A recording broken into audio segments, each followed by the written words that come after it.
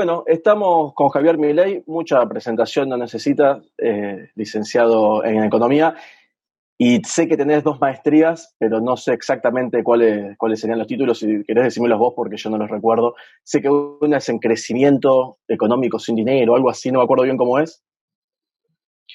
No, a ver, te cuento. Una es la primera maestría que yo hice, la hice en el Instituto para el Desarrollo Económico y Social. Es una maestría donde básicamente todo el programa era economía keynesiana. O sea, había partes ligadas a los neokeynesianos, partes ligadas a la economía del desequilibrio. La verdad que fue una maestría en la cual aprendí muchísimo, muchísimo. Tengo los mejores recuerdos del IDES, o Ah, sea, y yo, tuve, sí, sí, y tuve muy buenos profesores. bueno, me decís que estuviste aprendiendo Obviamente, keynesianismo y yo pienso que estabas a las puteadas. no, no, no, no, no. Vos tenés que pensar que en la formación del economista te formatean para que seas un adorador de la religión del Estado. Y eso es independientemente que la universidad sea de gestión privada o de gestión estatal, o sea, porque en el fondo los contenidos sí los fija el Estado, que es la CONIAU. Entonces, yo tuve la formación convencional de un economista argentino. Después se puede criticar o comentar si fue de mejor o menor calidad, eh, pero de vuelta, yo como además estudiaba solo, entonces digamos, no, a mí no me restringía lo que me daban en la universidad, los contenidos, o sea, eh, yo digamos, me dedicaba a estudiar solo, o sea, digo, yo soy autodidacta desde los 20 años, así que no es algo que, o La otra te maestría es diría la que que hiciste en quizás hasta Ditela. de un poco antes. Y la otra maestría la hice en la Universidad Torcuato Di Tella. Eh, Esa maestría es una maestría más acorde a la mainstream, ahí también fue una bendición del cielo esa maestría, tuve muy grandes profesores verdaderamente maravillosos, eh, y la verdad que aprendí muchísimo. Tuve clases con tipos como Sanguinetti en macroeconomía, digamos, tuve con Alfredo Canavese, tuve clases, por ejemplo, de equilibrio general con Erwin Klein, eh, tuve la posibilidad de estudiar con Guidotti, con Guillermo Calvo. eh, Después, por ejemplo, tuve dos matemáticos que me dieron clases en matemáticas para economistas, Diego Rial, que es un matemático que, digamos, su tesis doctoral es la resolución de una ecuación diferencial, lo cual es muy importante, digo, porque la gran mayoría de las ecuaciones diferenciales no tienen solución, y él encontró solución a una ecuación diferencial, lo cual es... Después tuve también la suerte de estudiar análisis real con Pablo Ascue, la verdad, digamos, un matemático, pero de recontrafuste, digo, que estudió en Harvard, que digamos, trabajaba en la NASA, o sea, la verdad que, bueno, tuve la posibilidad de estudiar con Kitlan. Después hubo profesores visitantes muy interesantes, que yo no necesariamente, digamos, venías para cursar, pero así pude conocerlo a Robert Lucas, lo pude conocer a Gary Becker. Gary Becker igual yo ya lo había conocido antes cuando lo trajo la fundación del Banco Mayo, cuando ganó el Premio Nobel de Economía. Y la verdad es que, a ver, tomé un curso opcional sobre distribución del ingreso, por ejemplo, con Leonardo Gasparini, que es uno de los tipos que más sabe del mundo en distribución del ingreso. Después hice macro avanzada con Heyman. Después hice economía internacional monetaria con Ana Martinena Mantel. Hice economía internacional real con Julio Berlinski. La verdad que ese posgrado que yo hice en el Itela fue muy, muy enriquecedor. Y, y después de la crisis del 2008, digo, porque eso yo lo hice en el 2001. Y nada, y ahí me metí más así, lo que tenía que ver con la metodología de ese momento, que era toda la cuestión de la economía intertemporal, y me terminé especializando en crecimiento. Y después, después de la crisis de Lehman del 2008-2009, ahí la cabeza me empezó a hacer ruido, volví a leer a Friedman, volví a leer a Keynes, y es más, y la verdad que como ya estaba, digamos, muy frustrado con todo el tema de la coyuntura y todo, me especialicé en crecimiento y me leía cuánta cosa andaba dando vuelta de crecimiento, digamos, eh, y entonces me hice especialista en temas de crecimiento, con y sin dinero.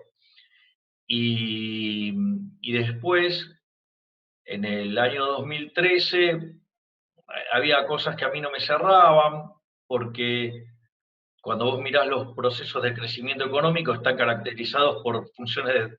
La economía estaría mostrando una función de producción con rendimientos crecientes. La contracara de eso es estructuras de mercado concentrada. Según la teoría microeconómica, eso es malo para el bienestar. Y, y la pregunta es, ¿cómo puede ser que algo que hizo que la pobreza extrema en el planeta Tierra pasara del 95% al 5% en un planeta que multiplicó por 8 su población, evidentemente algo andaba mal? Y ahí tuve también de vuelta la dicha, la gracia divina de toparme con un artículo de Murray Rothbard que se llama Monopolio y Competencia. La traducción está hecha por Alberto Venegas Lynch, hijo. Disculpad, por Alberto Venegas Lynch. O sea, el papá de nuestro conocido y famoso prócer Alberto Venegas Lynch, hijo.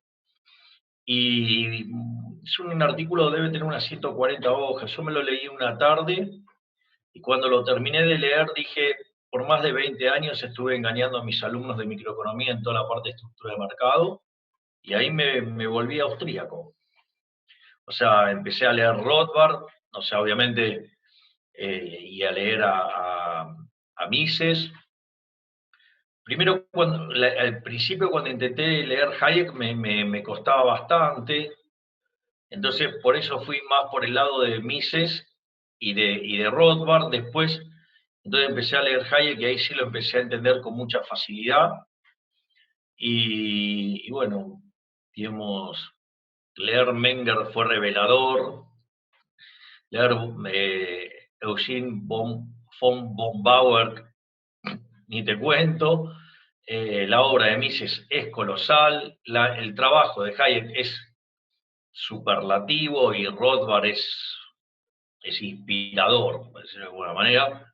Y obviamente, digamos, leer Kirchner es un poco más complicado, o sea, tiene sus vericuetos, pero también una vez que le tomás la mano, o sea, se vuelve algo absolutamente placentero.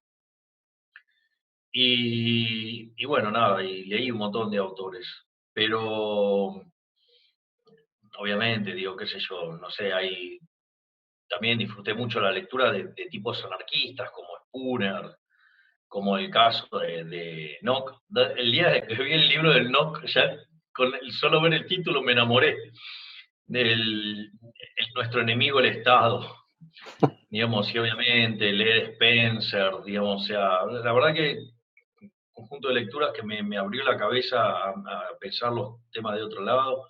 Obviamente, digamos, en ese ciclo de lecturas, digamos, también me topé con Hans Gemma Hoppe, así que bueno, nada, ha sido, digo, la verdad que toda mi incursión a la literatura austríaca ha sido verdaderamente maravillosa. Eso tomó lugar a partir del 2013, por él. Y bueno, nada, 7 años vista, mirá lo que, en lo que me convertí. Eh, y la primera aproximación que yo había tenido a la escuela austríaca fue en el año 2004, que Giacomini me pasó unos apuntes de un libro de Garrison que se llama Dinero y Tiempo. O sea, no es de lo más aclamado por los austríacos, pero es un muy buen libro porque te permite plantar estratégicamente y las ideas de una manera muy simple para contrastar con analítico convencional. Así que, digamos, la verdad que ha sido una experiencia, digamos, muy interesante y que te cambia la forma de pensar. Y bueno, nada, y después empezás a entender que la libertad no se puede cortar a gajos, como dice el profe Alberto Benegalich, hijo. O sea, la libertad es un todo. Entonces, por eso para mí, digamos, hay dos frases que en mi trabajo, en mi enfoque metodológico, que son muy importantes. Una es claramente la de Alberto, digamos, la de liberalismo es el respeto irrestricto del proyecto de vida del prójimo, y ahí te apalancás sobre los tres derechos que consagra Locke, ¿no? Digamos, el derecho a la vida, a la libertad y a la propiedad. Y por otro lado, una frase de Albert Armen Alkian, que es maravillosa, un economista de origen armenio, que daba clases en la Universidad de California en Los Ángeles, o sea, el UCLA, que decía, todo lo que es óptimo, porque si no sería diferente. Y si usted quiere cambiar algo, eso también es óptimo. Ese conjunto de elementos, o sea, son muy importantes para resolver metodológicamente las preguntas que a diario uno se les presenta, ¿no? O sea, a mí me parece que es un tema no menor. Bueno, creo que esa es la introducción más larga que he escuchado en mi vida. Bueno, pido perdón. Pero bueno, ahora sabiendo que claramente estás capacitado para hablar de lo que te quiero preguntar, que es sobre el tema del aborto, desde una perspectiva económica, igualmente también se puede desarrollar de una forma más integral, pero bueno, siendo que sos economista y tan especializado y tan leído, me gustaría escuchar tu opinión al respecto sobre, principalmente, viste que está esa consigna, más allá de que la consigna que dice que sea legal, que sea el aborto sea legal, que sea seguro y que sea gratuito, que lo de que sea, no sé, seguro también puede ser discutible porque seguro nunca puede ser ningún tipo de intervención. Yo, por ejemplo, me tendría que hacer una cirugía en la mano porque una vez me operaron, me quedó la piel pegada al tendón y me dijo el cirujano, ¿te molesta? No, entonces por la duda no te operes, en la mano. Así que imagínate que cualquier cirugía en realidad no es segura. Vos fíjate que yo a María Belén Majorel, yo le hice una entrevista que ella cuenta que ella queda embarazada y va a hacerse un aborto a un lugar supuestamente seguro, y la forma en la cual le hacen la intervención, le quedan restos del bebé dentro, y eso le genera una infección que por poco se muere. O sea, fue un milagro que se haya salvado, y el segundo milagro es que haya podido eh, quedar fértil, y el tercer milagro es que está por ser mamá. Mira.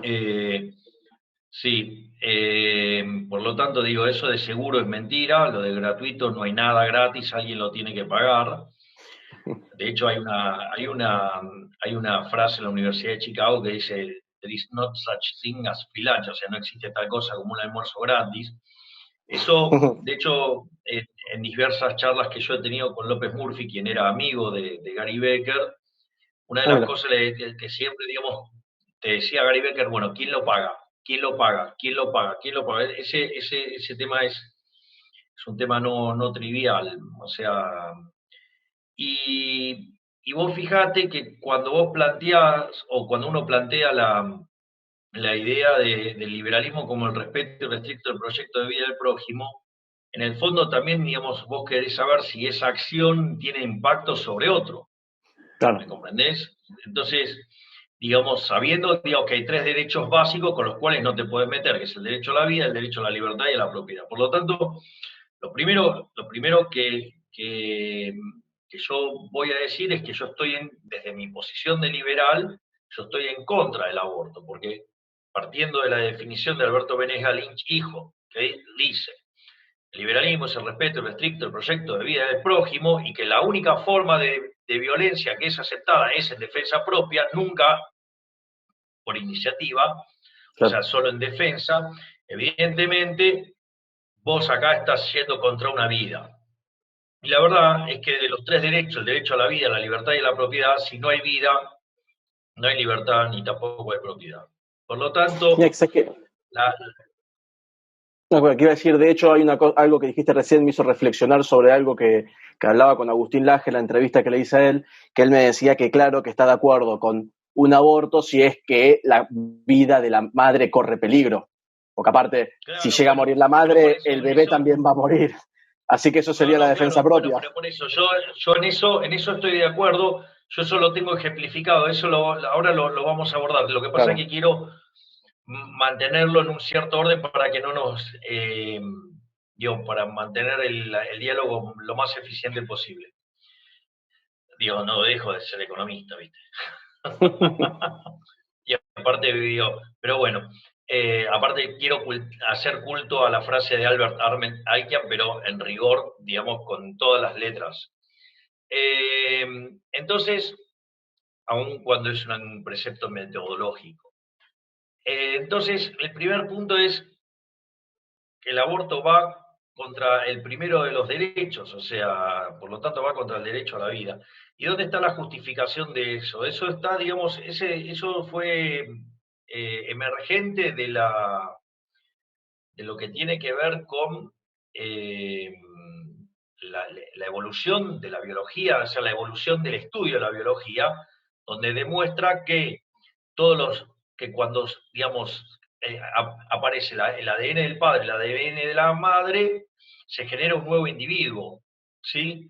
Por lo tanto, digamos, es cierto que la madre tiene propiedad sobre su cuerpo, pero ese cuerpo, ese nuevo individuo, es otro individuo, totalmente distinto a la madre. Por lo tanto, no tiene derechos sobre el otro individuo, o sea, y ninguna argumentación vale para asesinar a otro individuo.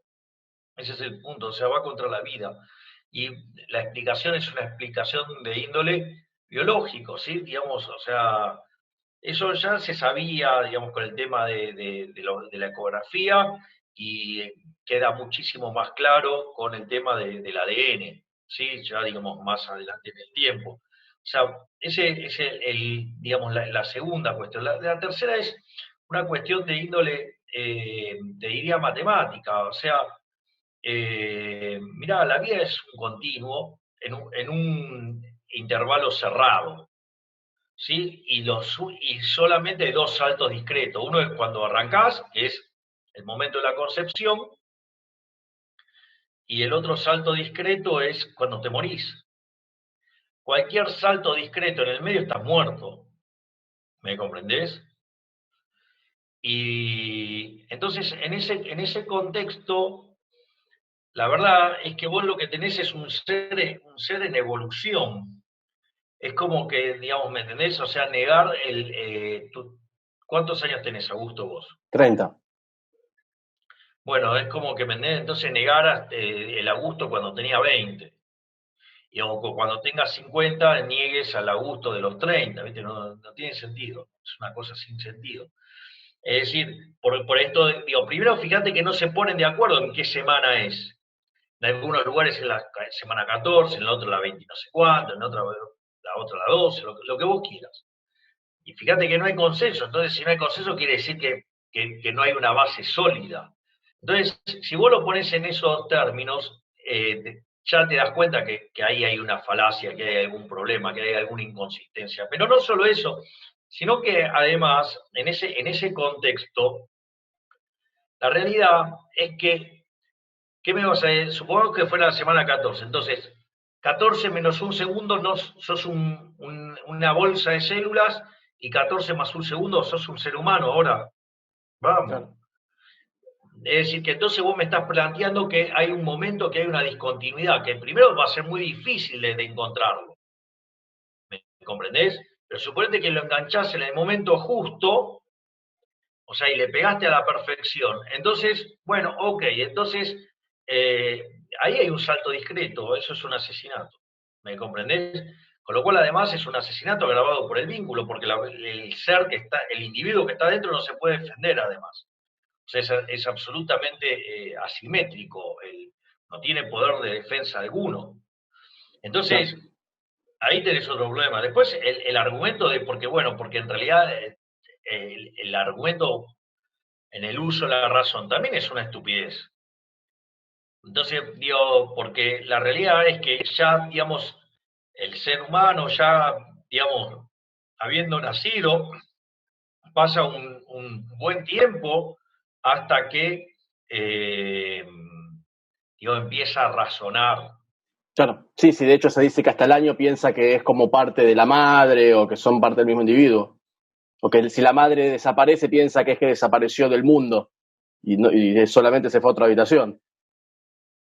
Bueno, entonces lo que te das cuenta ahí es que con el criterio ese de la razón, entonces lo podrías matar con un año, dos, qué sé yo. Claro. ¿Me entendés? Hasta que vos no creas que razona como debería hacerlo. Lo cual, digo, es bastante particular, ¿no? O sea, ¿qué es debería hacerlo? Bueno, razonás hoy como razonabas a los 20 o a los 15 o a los 10, o sea, por lo tanto, digo, también ese argumento es una estupidez. Por eso a mí me gusta tanto la metáfora que utiliza Walter Block. Walter Block es uno de los anarcocapitalistas más importantes del mundo, que básicamente lo que hace Walter Block traza un paralelo con un vuelo en un avión. Entonces, suponete que yo soy dueño de un avión. Sí, sí, lo escuché eso. Sí, sí, pero no es mía, No, sí, sí, desafortunadamente, es de escuché Walter que se le Block. dijiste a Viana Canosa, me parece. Claro, me encantaría que fuera mía, pero es de Walter Block, Ojeda. O sea, la verdad que es una genialidad, pero no es mía, es de Walter Block. Y ahí Walter Block dice, bueno, entonces yo te invito digo, che, Augusto, mira, me voy a Roma, ¿querés venir? Sí, sí, claro, obvio, entonces nos vamos a Roma. Ahora yo estoy en el medio del Océano Atlántico, pasando desde Argentina hacia Italia, y sucede que ahora no quiero estar más con vos en el avión. ¿Qué hacemos? Querés hacer uso de tu propiedad privada. Pues claro, y no quiero que estés en mi avión, y está claro que es mi avión. Y decís, mi Ahora, si avión, mi yo, voluntad. claro, mi avión, mi voluntad, ok, ¿qué crees que va a pasar con vos, Augusto? Porque es mi propiedad, yo te puedo echar de mi propiedad. Ahora, el problema cuál es, y sí, que si te expulso de mi propiedad, en el fondo te estoy matando, te estoy asesinando. Bueno, o sea, la analogía es maravillosa. ¿Qué atinaron a contestar las feminazis? ¡Oye, está cosificando a la mujer! ¡La está comparando con un avión! ¿Me entendés? O sea, lamentable. Entonces, digo, porque digamos, el problema es que no es el proceso bajo el cual se genera el nuevo individuo, no resiste saltos discretos. Es decir, como ese que usó un ejemplo estúpido comparándolo con la producción de un auto. Boludo, vos parás la producción de un auto, de acá a 15 días, un mes, un año, la podés volver a reiniciar. Ahora vos abortate y andá a reiniciarlo. Claro. Porque ¿sabés qué fácil sería? ¿Sabés la cantidad de mujeres que después de que hacen el aborto, con todo lo que sufren, se arrepienten de haberlo hecho? O sea, ¿cómo haces para volver atrás? Digo, hay Sí, sí, procesos que son irreversibles. es que por eso se ¿No? dice esto de que no es una interrupción del embarazo porque no se está interrumpiendo, sino que se está terminando. Exactamente. Bueno, ese es el punto.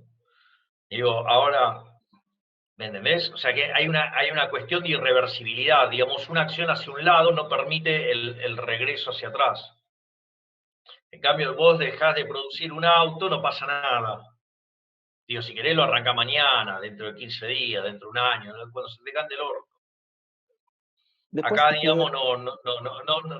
Che, ¿qué te parece si volvemos a arrancar en la semana 14? Digo, no sé, es increíble, digamos, porque este ejemplo propio de un minusválido mental, digamos, que lo pueda de repente elaborar alguien que habla sobre la irreversibilidad de la inversión.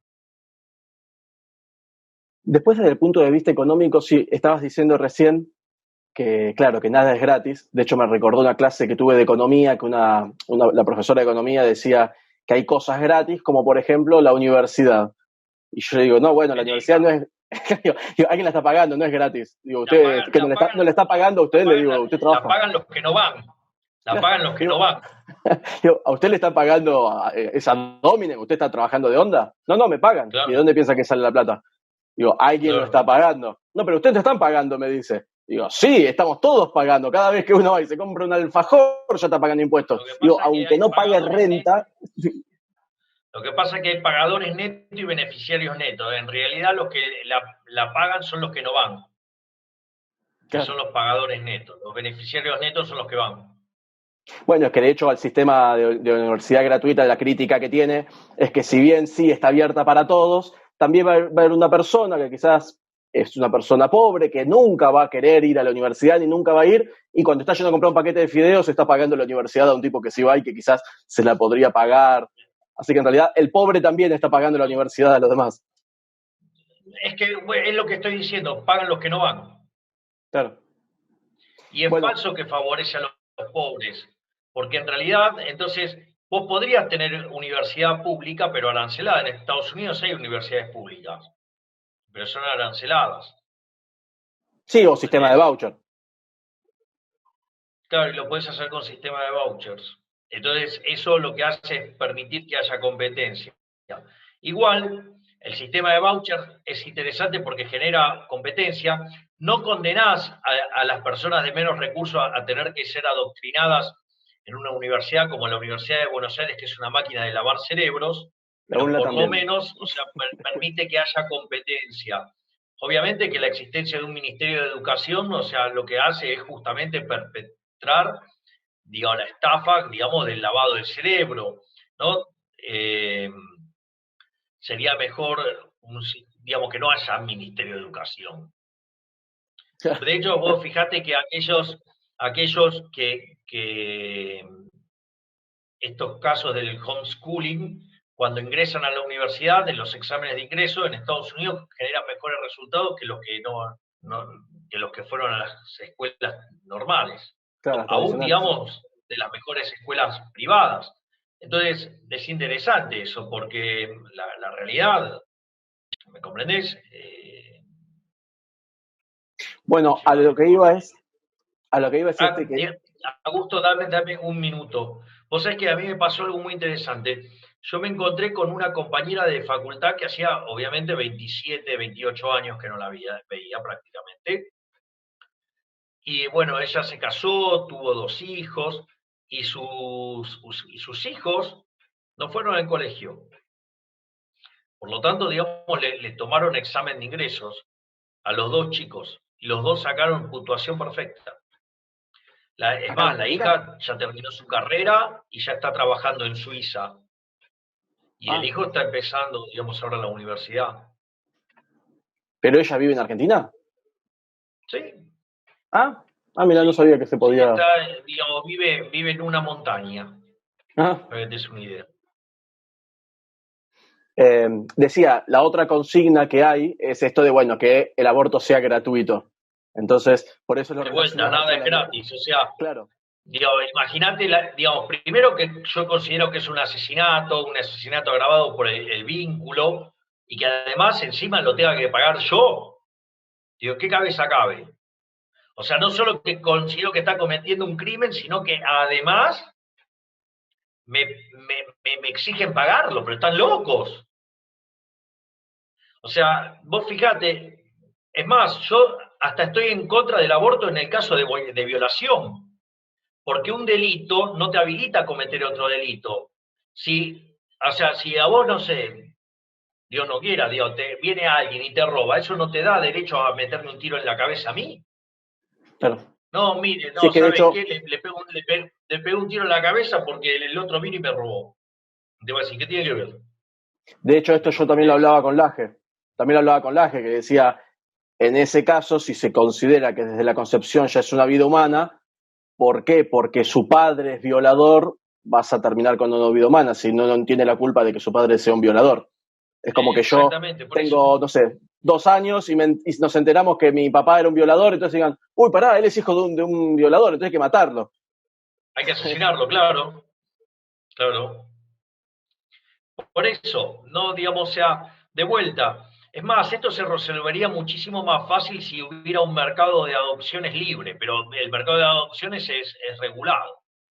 Claro. Y como todo lo que mete la mano el Estado funciona mal. Si vos tuvieras un mercado de adopciones donde se puede comprar, digamos, los que quieren adoptar pueden comprarle el bebé a alguien que no lo quiere tener, vas a ver cómo se van a ocupar De criarlo.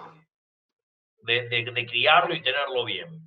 Y sí, obvio, man, ¿qué te Eso, parece? eso, pero vos no pensás que eso no habilitaría a que hayan como fábricas de bebés o algo así.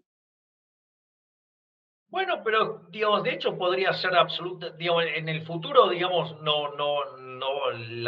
a ver, las relaciones sexuales van a ser tomadas para diversión, no para procrear, digamos, o sea, Si se tiende más hacia los laboratorios, a la fertilización in vitro y sí, esas sí, va a cosas. ser un proceso de laboratorio, sí, va a ser un proceso de laboratorio, sí, sí, Inclusive para evitar deficiencias genéticas, enfermedades de nacimiento y todas esas cosas que pueden existir y que se puede modificar el genoma exactamente, humano para que no parezcan.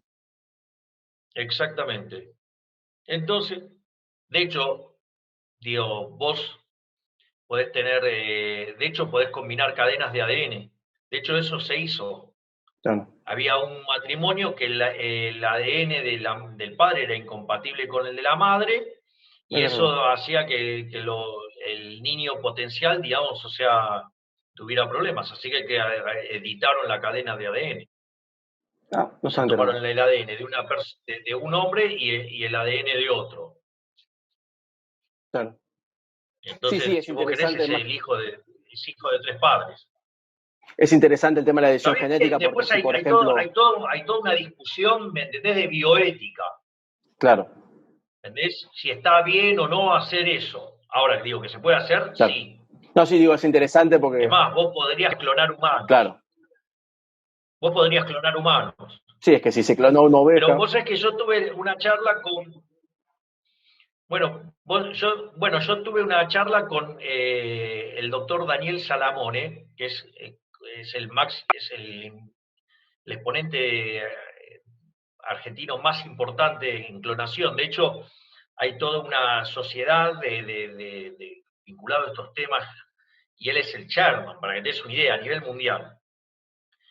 Y de hecho, Daniel, digamos, fue el primero en clonar caballos en Argentina.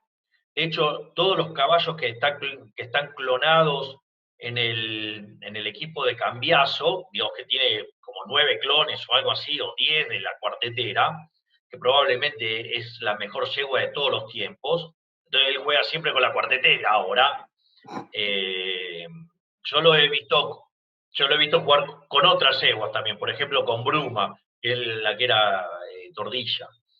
Pero digo, qué sé yo, varias, digo, yo miro polos desde hace mucho tiempo, pero ahora digo, prácticamente juegan todo el tiempo con los clones de la cuartetera. es raro. Y una de las cosas que los que hacen esos clones son alumnos de Daniel.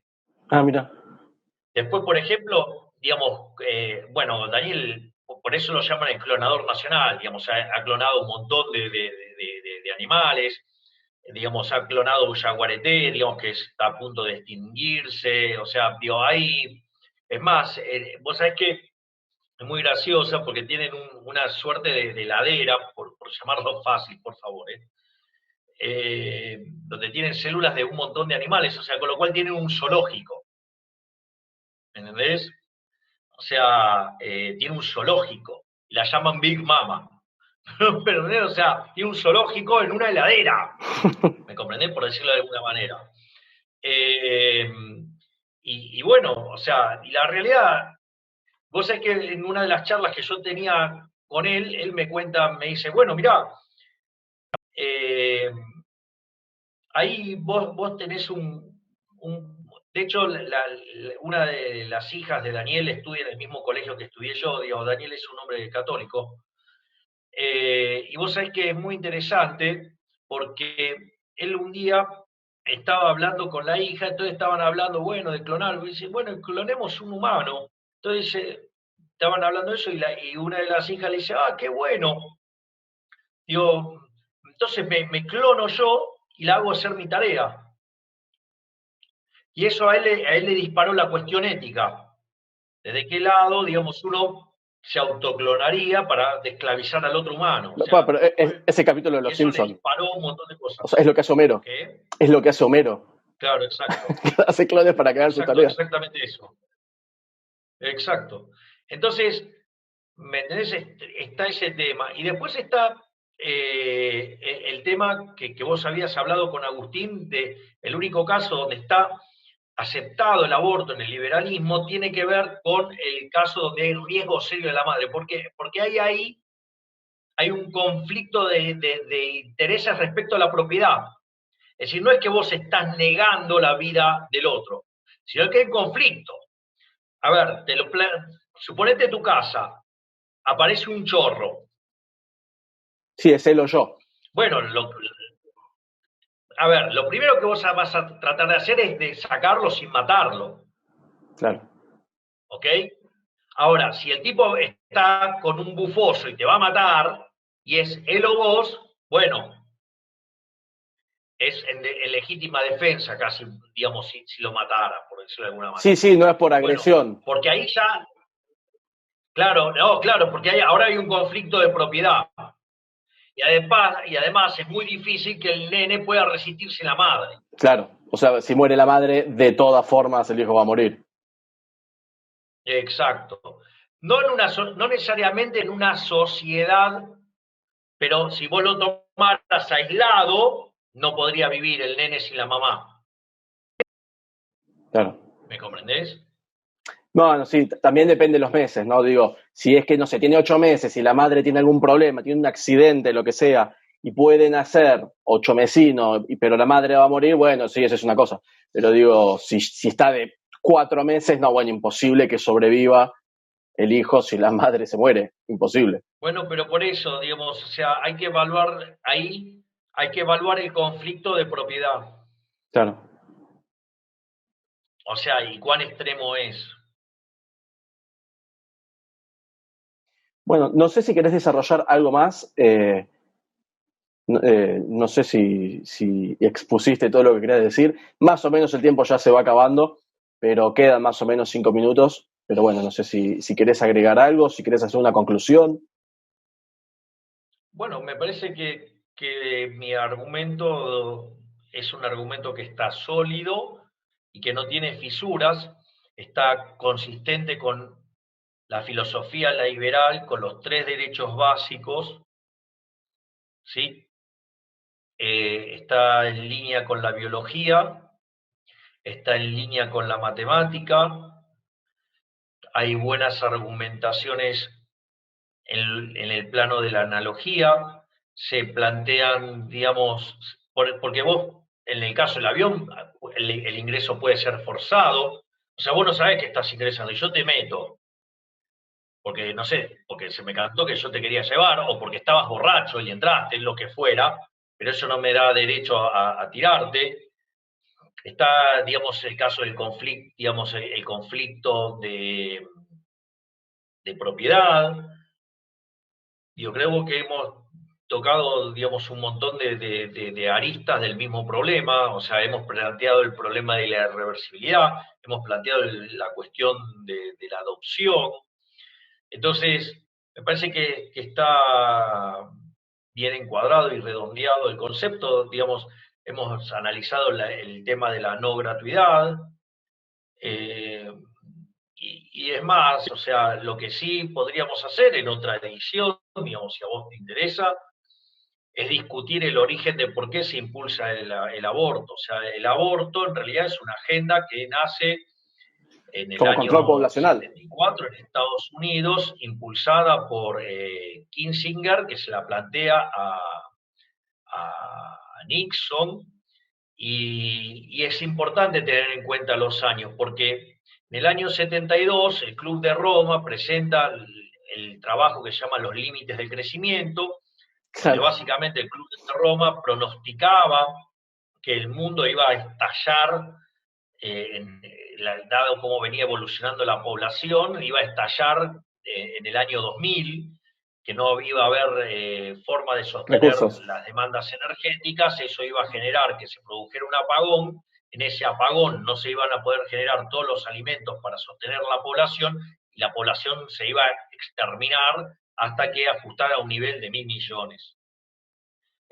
Digamos, a partir de eso, que básicamente es una suerte de neomaltusianismo, o sea que esto entonces viene ya desde finales del siglo XVIII, Sí, Perón decía lo mismo, de hecho. donde Malthus, claro, donde Malthus básicamente lo que proponía era el control de la población. Y digamos, estas feminazis que son tan anti-iglesia y anti-todo, no se dan cuenta que el origen sobre el cual están basadas es sobre un reverendo del siglo XVIII.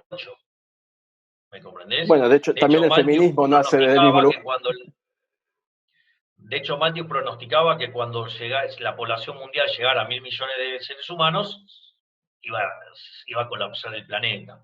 Y lo más loco es que, como en el año 73 estalla la crisis del petróleo, eso le dispara a Kissinger a impulsar esta agenda. Porque básicamente lo que decían es, mirá, los países subdesarrollados, la población crece mucho más que los países desarrollados, entonces, en ese contexto, hay que hacer algo para que esas poblaciones no crezcan. Y por eso, digamos, o sea, es que se lanza esa agenda, ¿no? En China, bueno, lo resolvieron más salvajemente. Si tenías más de un hijo, te lo mataban. Por eso, Sí, digamos, en China, digamos, la homosexualidad, digamos, está mucho más difundida. ¿Me comprendés? O sea, digo, lo cual es un dato, o sea, no es solo por una cuestión cuantitativa de que son un montón, sino que además por una cuestión, digamos, de que si vos tenías más de un hijo, te lo mataban.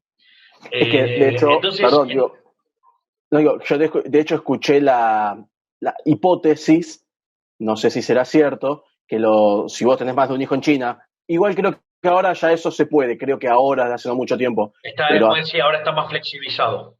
pero hasta hace no mucho tiempo que era ilegal tener más de uno, que si tenía más de uno tenías que pagar una multa muy fuerte, no sé qué, y que por eso hay muchos chinos en Esa fue la, Argentina y en esa otros... fue la etapa 2.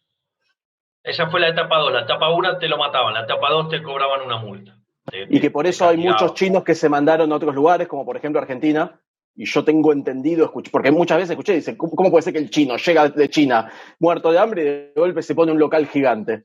Y yo escuché, no sé si será cierto, que hay como cierta mafia china que dicen, bueno, vos anda a China, yo te pongo la plata, trabajá de sol a sol, 18 horas por día, y yo te voy mandando familiares chinos. Entonces, por eso vas al chino de tu barrio y ves que cada tanto llega un chino nuevo. Y dice, ¿dónde salió este chino nuevo? Ah, acaba de llegar, te dicen. No, eso, No sé si no, será cierto, será por ese lado. no lo sé. Pero a lo que voy es que, además, ahí, digamos, fue una interpretación muy mala del proceso de desarrollo y el vínculo con la transición demográfica. Pero bueno, eso ya, digamos, habría que entrar en todos los temas de demografía y crecimiento y arrancar desde Malthus hasta terminar en Gaylor. O sea, que claramente es un debate hermosísimo y que en el fondo Julian Simon, el gran optimista, tuvo razón, y Adam Smith también, y todos los pesimistas se equivocaron. Sí, porque hay 7.500 millones de seres humanos, creo, actualmente. 7.800. Claro, y Y el no estalló el PBI, mundo por ahora. digamos, entre el año 1800 y el año 2000, creció 9,4 veces. Y en lo que va del siglo XXI se duplicó. Claro. Bueno, y los Mirá. datos que decías de pobreza hace un rato también, que del Bueno, 95% del pasó al 5%. 95% de pobreza extrema, hoy, bueno, antes de la crisis era 5%. Esta pelotudez impulsada de cuarentenas cavernícolas impulsadas por la Organización Mundial de la Salud, la hizo saltar en 10 puntos, ¿no? Mandó a la extrema pobreza a 780 millones de seres humanos, una criminalidad. Bueno, sí, acá Argentina está considerado por la OCDE el país que más le afectó económicamente. Y estamos en Bueno, el de top hecho, 10 de Argentina, muertos y de digamos, infectados. sí, Argentina, bueno, Argentina va a caer entre 2,5 veces y 3 veces más que lo que cae el mundo, el PBI. Ningún país le llegó la tasa de desempleo a niveles del 29-30% como el verdadero desempleo de acá. Sí, Acá lo que informó la mataron UCA. a miles de empresas, destruyeron 4 millones de puestos de trabajo. No, no, acá fue un desastre. Y estamos quinto entre los 5 países con mayor cantidad de muertos por millón de habitantes. Y básicamente ahí lo que tenemos es que, en rigor, para ser más estrictos, lo que vos tenés es que para mí esto es obra de un gobierno genocida, ¿no? Porque si hubiéramos tenido los mismos números que el promedio del mundo, o sea, que hubiéramos sido un país mediocre, Argentina tendría que tener 9.500 muertos por COVID y tiene 41.500. O sea, este gobierno es un gobierno que asesinó a 32.000 personas, o sea, decidió que esa gente muriera porque la idea era que no iban a dejar de robar, ¿no? Entonces, como Y no ni que pudieron hablar, dejar de robar, no sé si termina también. no testearon y por ende tuvimos una explosión de muertos enorme. Por lo tanto, este gobierno, ¿me entendés? Que se la pasa hablando de los desaparecidos, de los 30.000 que nunca pueden probar, de los 30.000 de esos que no existen, digo, cuando en realidad, digamos, mira, si me das medio minuto te doy los números exactos de la investigación que hizo Seferino Reato, digamos, ¿De qué? para ponerlo, digo, ¿no? Digo, vamos a citarlo al amigo Seferino, porque, mira, son 6.348 desaparecidos más 952 muertos. O sea, estamos hablando de 7.300 víctimas totales, que es el libro está en la Secretaría de Derechos Humanos de la Nación y está extraído del libro Los 70 de Seferino Reato. Sí, yo de hecho hice un video ¿Comprendés? sobre eso con Laje, de los desaparecidos.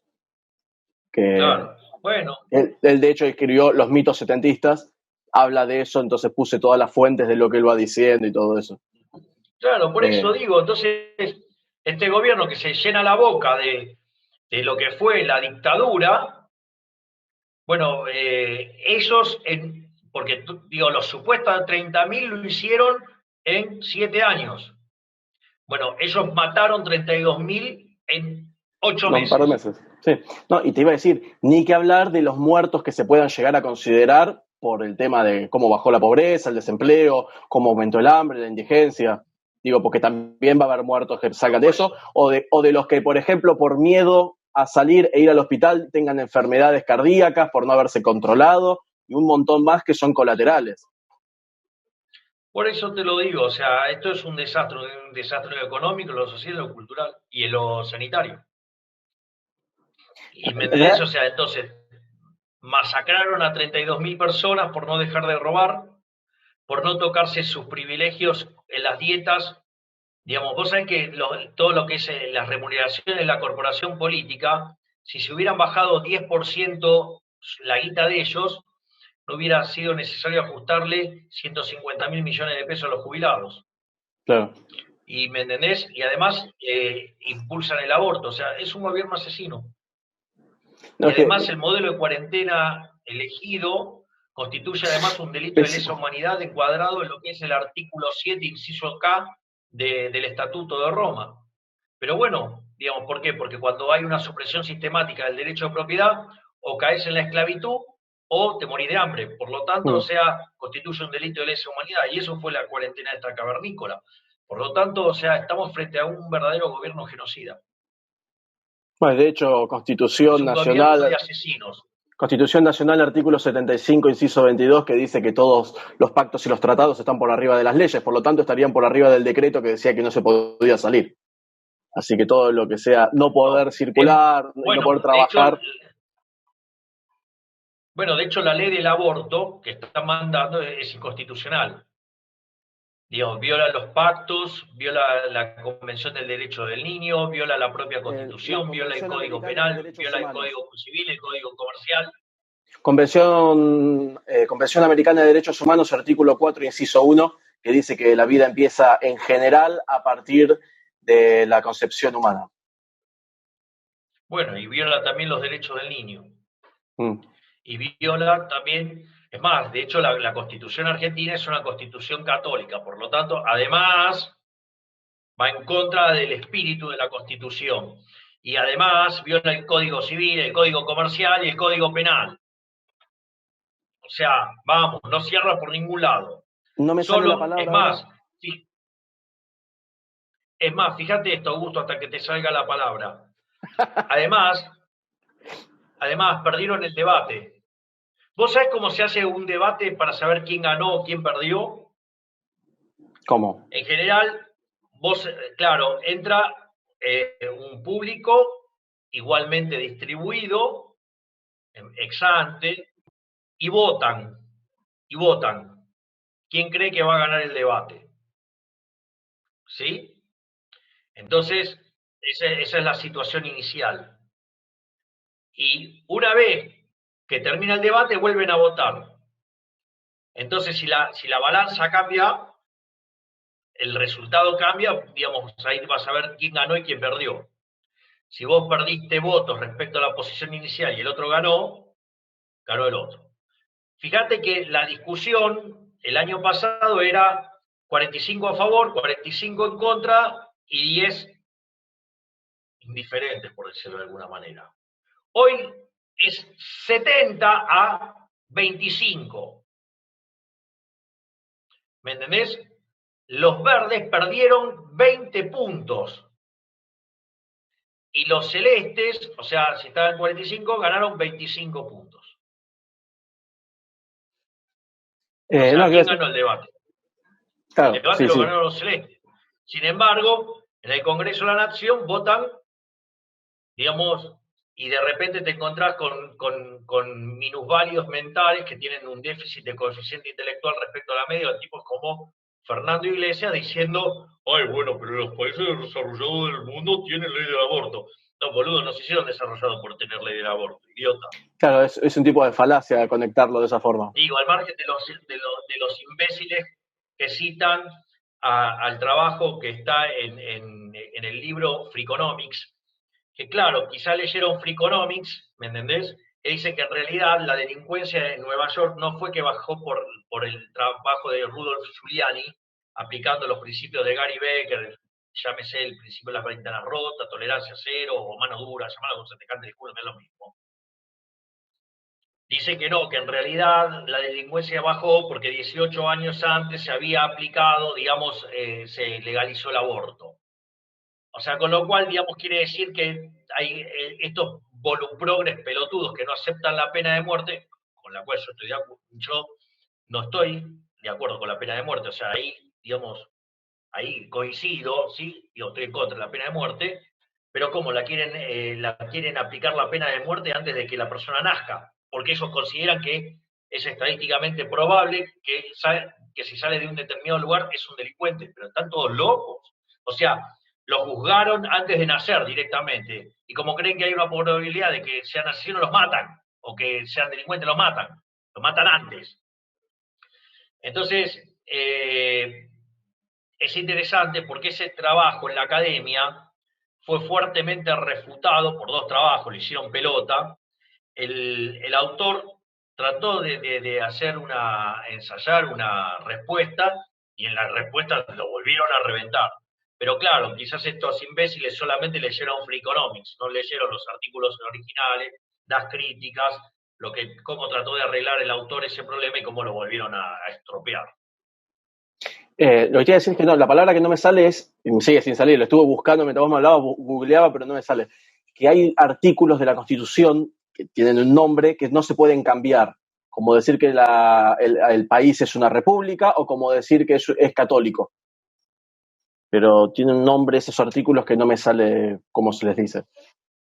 Intangibilidad. No, es como que tienen un nombre que es como, son artículos algo, no me sale cómo se dice. Lo hace no mucho con Danan de esto. Este es un mosquito sobrevolándome.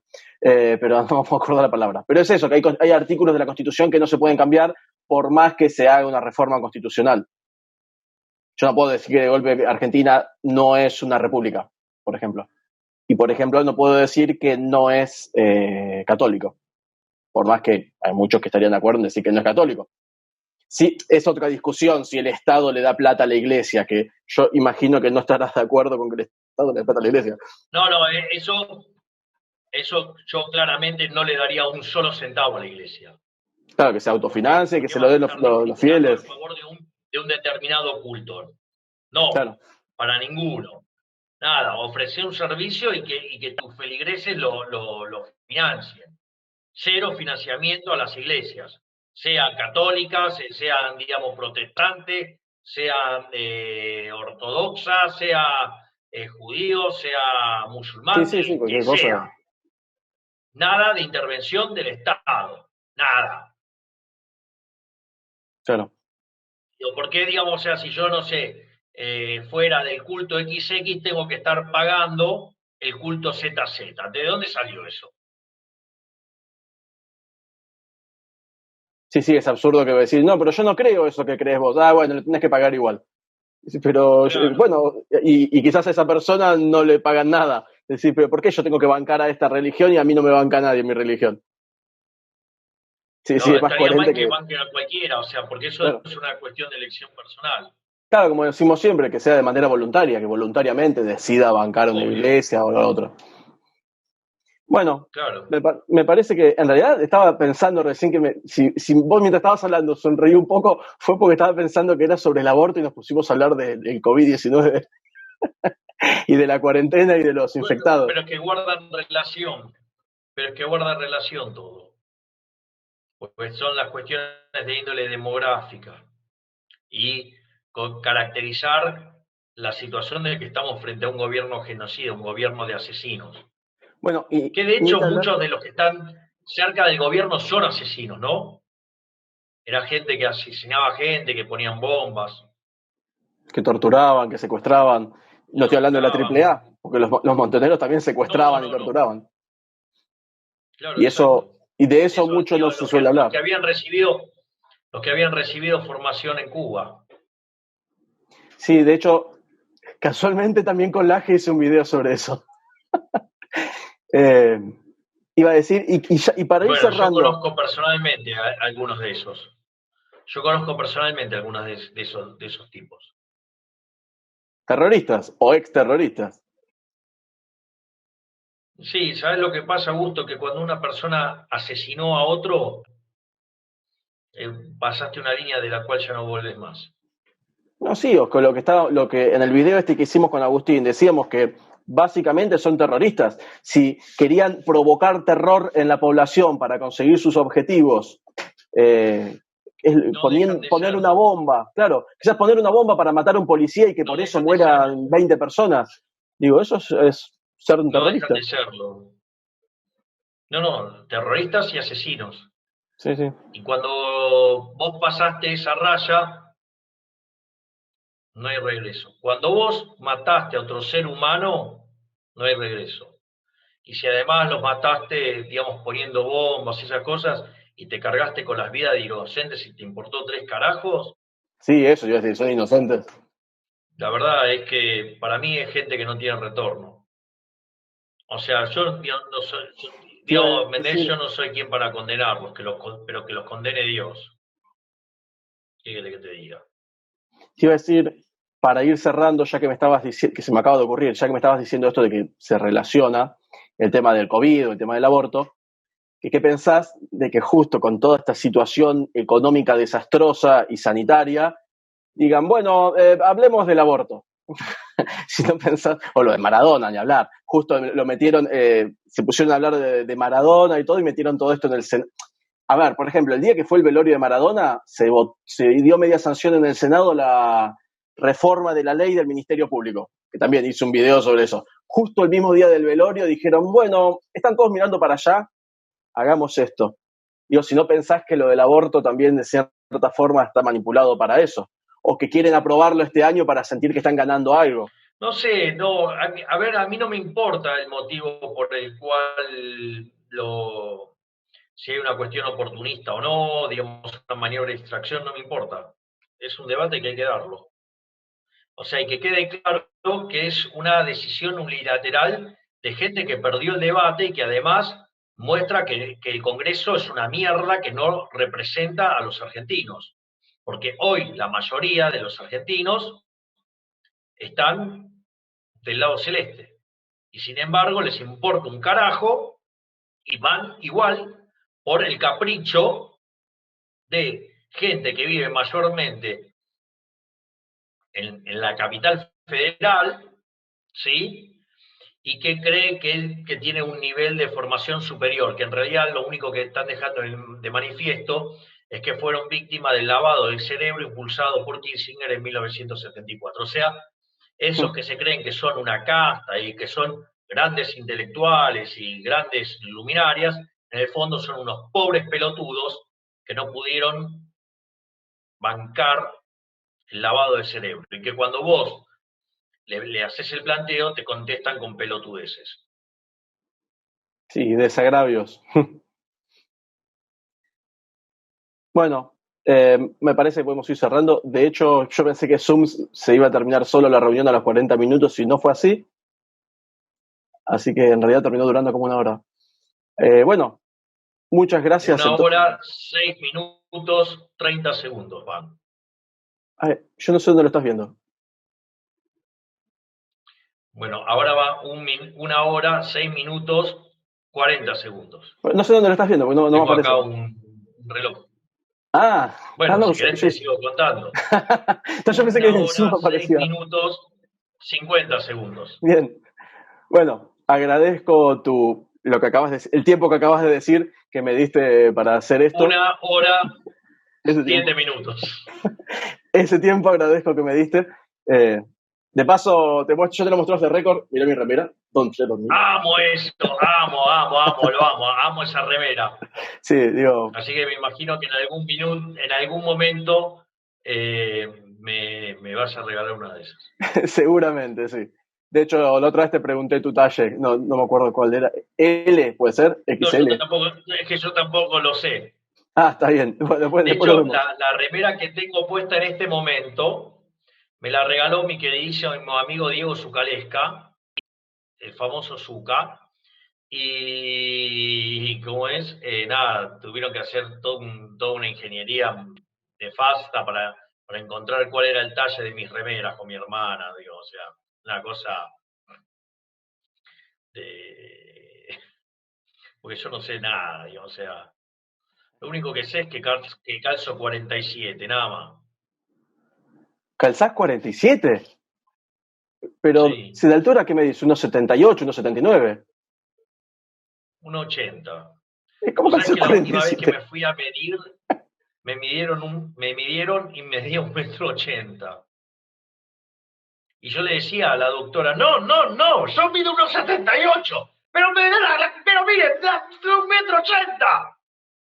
No, pero es 1,78 m, pero le da 1,80 m, ¿qué quiere que le haga? Bueno, está bien, ponga lo que se le da la gana. Y nada. A mí me llama la atención que calce 47. Yo la gente que conozco en calza 47 es porque mide unos 90. No, lo que pasa es que yo, digamos, no soy alto, pero tengo extremidades muy largas. Yo tengo el torso corto y tengo extremidades muy largas. Si vos te fijás, los brazos míos son son sí, son Bueno, una carga, sí. lo bueno de esos pies es que si te Bueno, empujan, de en vez de hecho, caerte, te deslizás. claro. No, y si vos te fijas, siempre uso los pantalones muy abajo, porque es para compensar el efecto del torso chico. Para cortar las O sea, piernas. como tengo las piernas muy largas y los brazos muy largos, entonces uso los pantalones muy abajo. Bueno, charla totalmente random la que estamos teniendo.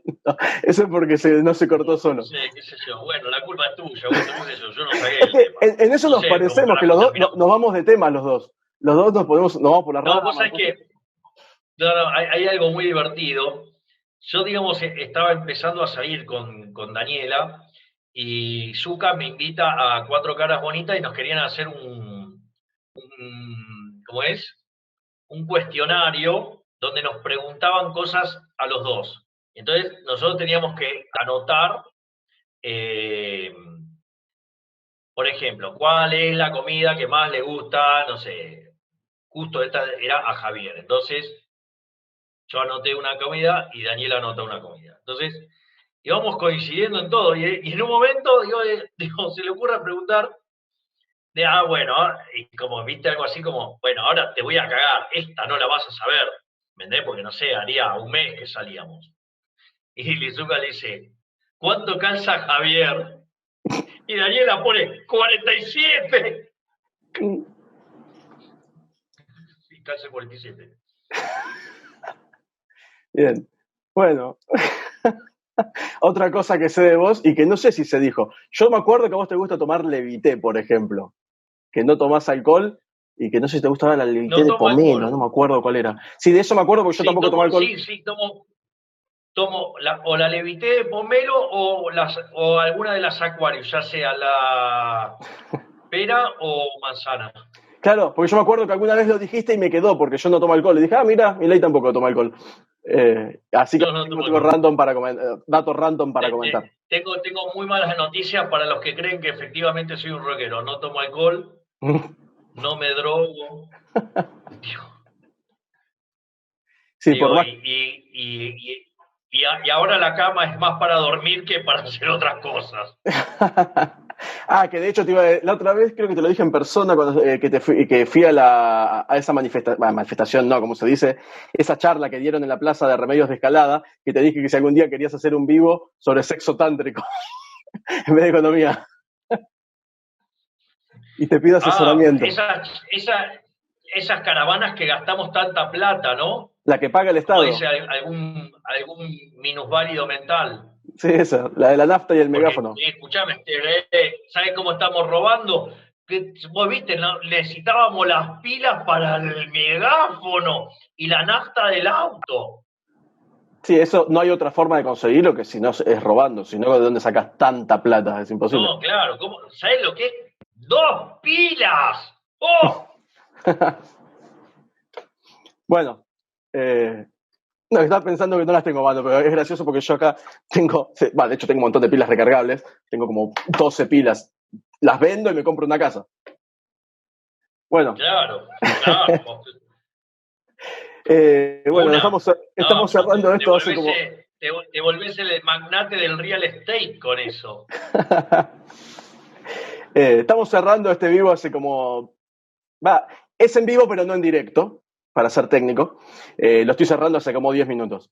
Así que te dejo tranquilo. No sé si cenaste Bueno, pasa todavía. que Zoom lo está permitiendo, qué sé yo. Sí, no sé. Bueno, gracias, Zoom.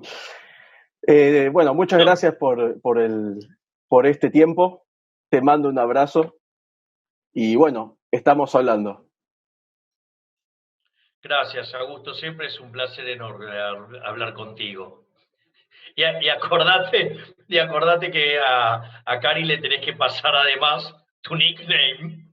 Sí, porque para que no sepa, hablé con Karina, la hermana de Javi, y no sabía quién era. Porque yo Augusto Griner dijo, ¿quién es Augusto Griner? No sé. Y Javi le tuvo que decir, es de Peroncho. Claro. Bueno, yo tengo el audio. Si lo pongo va a ser una risa total. ¿No? Aparte, pobre Cari, vos sabés que recibe 250 mensajes por día. Piso. Eso sí, lo bueno es que mi WhatsApp está un poquito más tranquilo. Bueno, igual, Claro, pero pobre, yo no voy a dar por terminada esta reunión hasta que no hagas la arenga libertaria.